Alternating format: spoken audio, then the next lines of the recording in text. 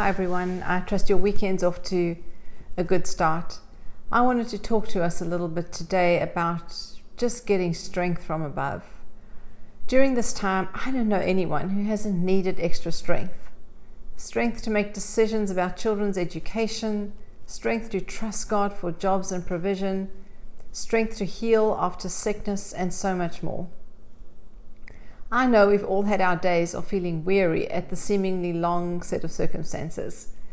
And it's clear that we are not meant to depend solely on our circumstances for strength, but rather to draw strength from the one who is our strength.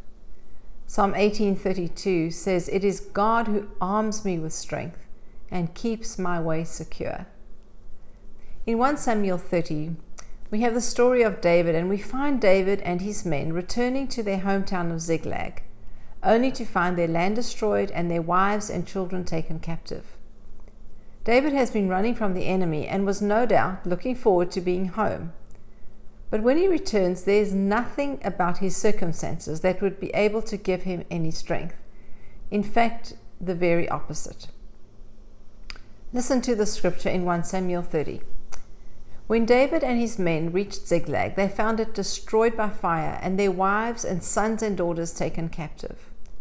So David and his men wept aloud until they had no strength left to weep. David's two wives had been captured, Ahinoam of Jezreel and Abigail, the widow of Nabal of Carmel.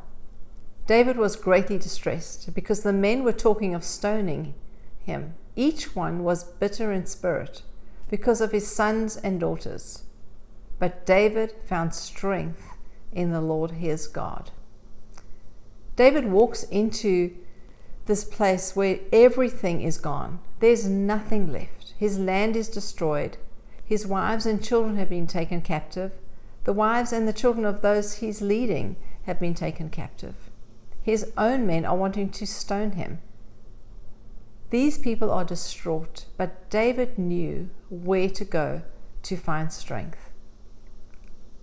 So let me remind you today that the strength and energy we need is available and waiting to be given by a loving Father.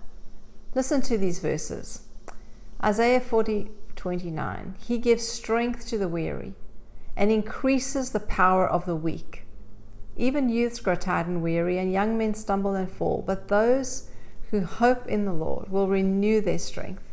They will soar on wings like eagles. They will run and not grow weary. They will walk and not be faint.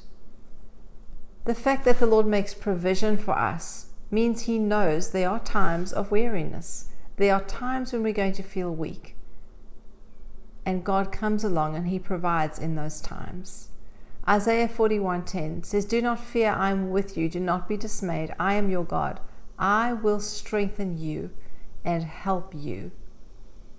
You see, David knew this truth. He knew that when he called out to God, He would provide the very strength that he needed in the midst of devastating circumstances. Psalm 73:26, "My flesh and my heart may fail, but God is the strength of my heart and my portion forever." I don't know what your particular circumstances look like today, but I do know, like David, that there is an invitation to find strength in the Lord your God. There is an invitation to come weary and weak to a loving Father and to receive strength from Him. Let me close with Hebrews 4:16. "So now we come freely and boldly to where love is enthroned, to receive mercy's kiss and discover the grace we urgently need to strengthen us in our time of weakness." Such a beautiful scripture. We can come boldly and freely where love is enthroned, to discover the grace we urgently need to strengthen us in our time of weakness. I trust that this week you will come boldly to the throne of grace and receive the strength that you need. If you're feeling weak and weary, He has strength just for you. Have a great week, and we'll talk to you soon.